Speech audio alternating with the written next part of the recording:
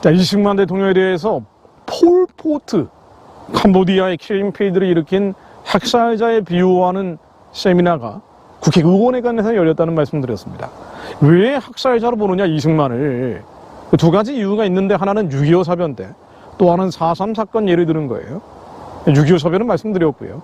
4.3 사건을 제가 있는 그대로만 정리해 보려고 합니다. 4.3 사건은 1948년 발발했습니다. 6.25가 나오기 2년 전이었죠. 이 진압 과정에서 남한의 군경과 미군에 의해서 무고한 제주도민이 살상됐고요. 그에 대한 추모와 보상이 현재까지도 이루어지고 있는 것은 객관적인 사실입니다. 그런데 4.3 사건이라는 것 자체가 대한민국 정부 수립을 막기 위한 남노당 세력의 반란이 그 시작이었다.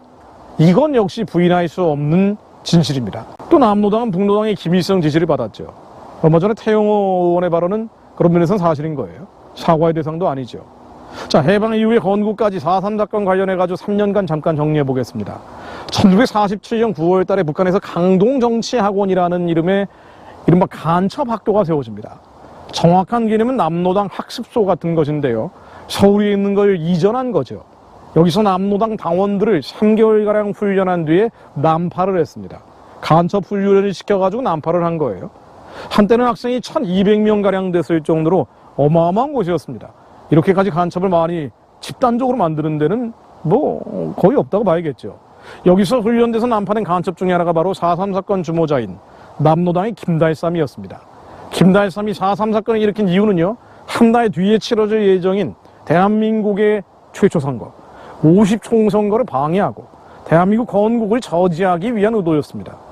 당시에 남노당은 제주에서 우익 인사 살해에 어마어마한 현상금을 달았습니다.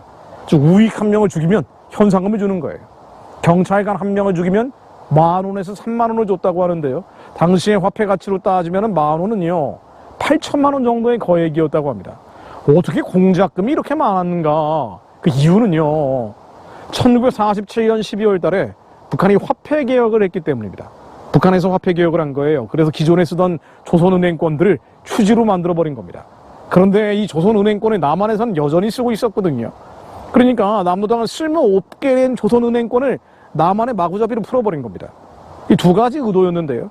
하나는 인플레를 조장하고 또 공작금으로 쓰기 위해서죠. 이 4.3 사건이 터지고 나서 그 진압을 해야 되니까 여수 순천에 군대가 모였습니다. 이게 바로 여수 순천 반란 사건의 시작이죠. 더 복잡해진 거예요. 4.3 사건이 진행 중이던 9월 15일에 남한에서 미군이 철수를 했고요. 하필 미군이 이때 철수한 겁니다. 국군이 만들어지긴 했는데 이게 엉성하기 짝이 없었죠. 그러다 보니 여수에 집결해 있던 진압군 군대 안에 남노당 세력이 관리를 한 거예요. 여수의 14연대 상사 지창수 주도로 3일 만에 전라남도 벌교, 보성, 고흥, 광양, 구리를 점령을 했고요. 경찰과 우익을 보이는 대로 죽였습니다.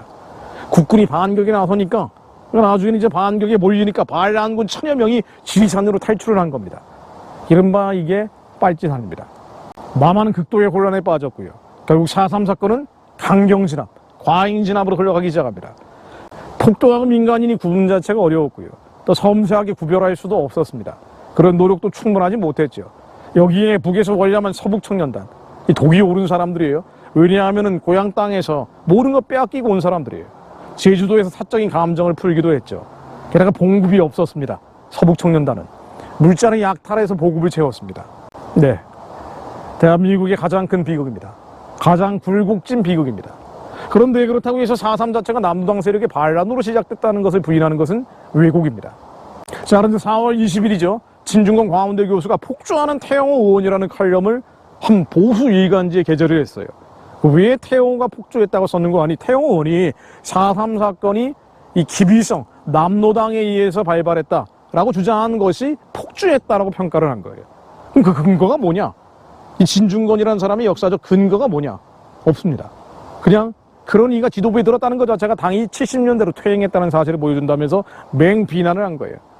대한민국의 문화 권력이 얼마나 좌편향되어 있는지 한 단면입니다. 한국의 지식인들이 거짓된 입술이 아니라 진실과 지혜를 따라가는 자들이 일어나게 하옵소서.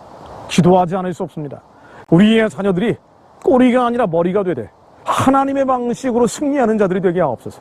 하나님의 방식으로 지식인들이 되며 하나님의 방식으로 지도자들이 되게 하옵소서. 내가 권고하고 하나님의 백성을 내 가운데 남겨두리니 그들이 여호와의 이름을 의탁하여 보호를 받을지라. 이스라엘의 남은 자는 악을 행하지 아니하며 거짓을 말하지 아니하며 입에 거짓된 혀가 없으며 먹고 누울지라도 그들을 두렵게 할 자가 없으리라.